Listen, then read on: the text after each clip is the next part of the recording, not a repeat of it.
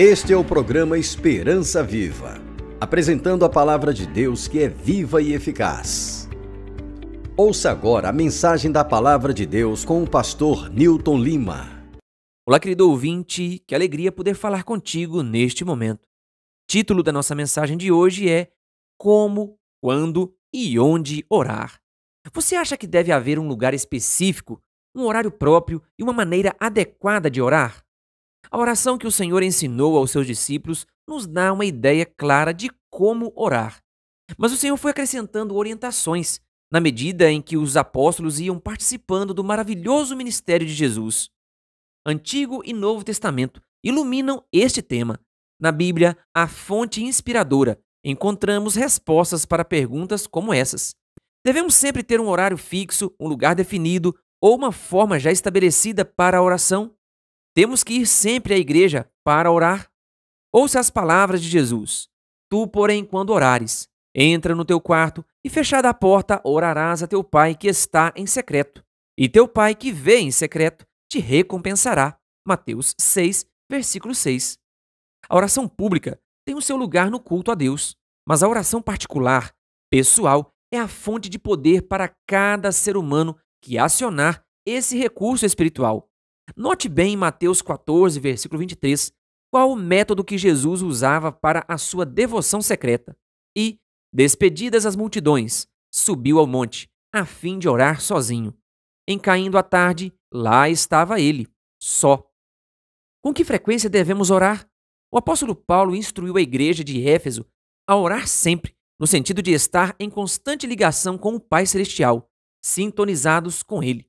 Efésios 6, versículo 18 diz, orando em todo o tempo, no Espírito.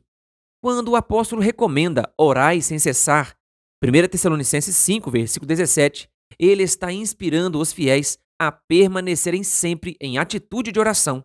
Ao trabalhar, ao estudar, nos momentos de tristeza, de alegria, incluindo também as horas agradáveis do lazer. Mas, especialmente os momentos de grande necessidade, são adequados à oração, quando depomos perante Ele as nossas preocupações. Cada vez que medita ou pensa em Deus, você entra no clima da oração. Orar é conversar com Deus como se estivesse batendo um papo com um amigo. A oração pode ser uma horinha de silêncio que você passa com Deus e sente a presença dele. Nossa vida pode ser uma oração. Veja o que diz o salmista. Todos os dias te bendirei e louvarei o teu nome para todo o sempre. Grande é o Senhor e muito digno de ser louvado. A sua grandeza é insondável. Salmos 145, versículos 2 e 3. Mas Davi, além de meditar no Senhor, tinha horários destinados à oração, e muitas vezes não era só louvor.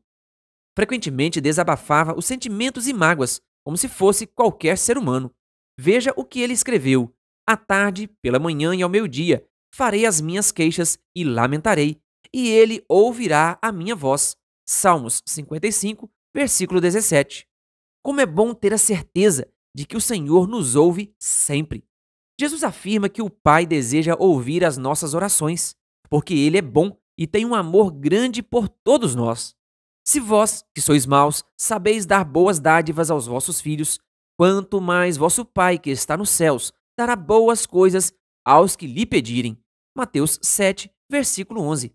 Certa vez, uma mulher que não dava importância à religião perguntou a Jesus onde a pessoa deveria estar para dirigir uma oração a Deus. Preciso ir a Jerusalém, fazer uma peregrinação a algum monte sagrado? O que é necessário? Jesus afirmou bondosamente que não importa onde esteja, Deus ouve você.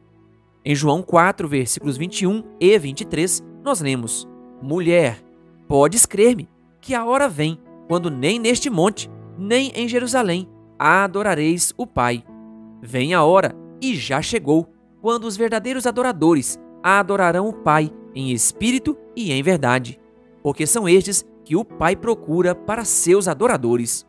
Quando o profeta Jonas se rebelou contra as ordens divinas e fugiu de seu dever viajando para um lugar oposto aonde deveria ir, Deus mandou uma enorme tempestade. Apesar disso, Jonas não quis orar de forma nenhuma. Chegou a ser jogado no mar, porque fugia de Deus e ainda mais, foi sorteado como culpado entre todos os passageiros. Lá no fundo do oceano, a bondade de Deus ainda o preservou e, engolido por um enorme peixe, continuou a sua rebeldia.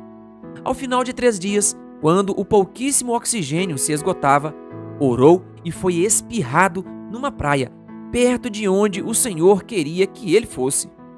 Na hora da oração, Jonas não estava na igreja, não se ajoelhou em nenhum altar para proferir a sua oração. Pelo contrário, sua vida atravessava uma forte depressão física e espiritual, porque estava desobedecendo às ordens divinas. Assim mesmo, Deus ouviu a sua oração e lhe deu uma nova oportunidade. O amor de Deus é sem limites, não discrimina ninguém, não está atrás de ninguém para cobrar, acusar ou castigar. Todas as tristezas que sobrevêm aos seres humanos não são trazidas por Deus. Ele apenas se utiliza desses desconfortos humanos para aproximar rebeldes e pecadores para perto do seu coração. Porque Deus amou o mundo de tal maneira que deu seu Filho unigênito para que todo aquele que nele crê não pereça, mas tenha a vida eterna.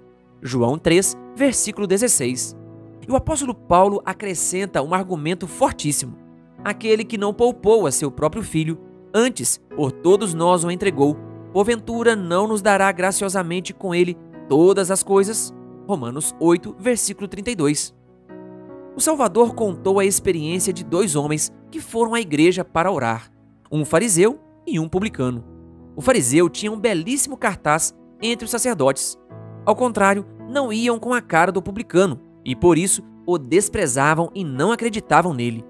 Quando o fariseu começou a orar, falou do seu status, enalteceu a justiça própria, a sua implacável obediência, a superioridade religiosa e agradeceu a Deus por não ser como os outros, incluindo o publicano, que estava ali do lado. O publicano nem teve a coragem de olhar para cima. Batia no peito dizendo: "Ó Deus, tem misericórdia de mim, pecador." Essas 2 orações foram feitas quase ao mesmo tempo, no mesmo lugar, mas uma foi feita centrada em si mesmo. A Bíblia diz que ele orou de si para si. Pensou que estava com tudo. Os orgulhosos não sentem necessidade de Deus, por isso não conseguem orar. Voltou pior do que quando entrou na igreja. O publicano abriu o jogo, foi franco, sincero, não escondeu os seus pecados. Pediu misericórdia, reconheceu que era carente e recebeu o que não tinha. Voltou abençoado e em paz, justificado pela bondade do Senhor. Meu filho, é muito mais fácil e simples orar assim. Ore quando você quiser, porque Deus escuta a sua voz. Ore onde estiver, porque Ele é seu amigo, seu Pai e seu Salvador. Em todos os seus momentos, conte com Ele. Nada vai lhe faltar. Eleve agora os seus pensamentos ao céu. Receba o seu abraço. Abra seu coração a Deus como a um amigo. Talvez você esteja agora longe de Deus. Eu quero encorajá-lo neste exato momento. Volte para Deus. Ore a Deus. Diga a Deus que você quer descansar em seus braços. E Ele, com certeza, vai acolher você. Querido ouvinte, este é o momento seu com Deus. Ore a Ele neste momento. Este é o momento de você se conectar com o Pai. Que Deus lhe abençoe. Esperança Viva é um programa do canal O Bom da Bíblia no YouTube. Acesse youtube.com/C/O Bom da Bíblia. Se inscreva no canal e ative o sininho das notificações. Quer aprender mais da Palavra de Deus? Acesse o nosso site, obomdabiblia.com.br e faça um curso bíblico grátis.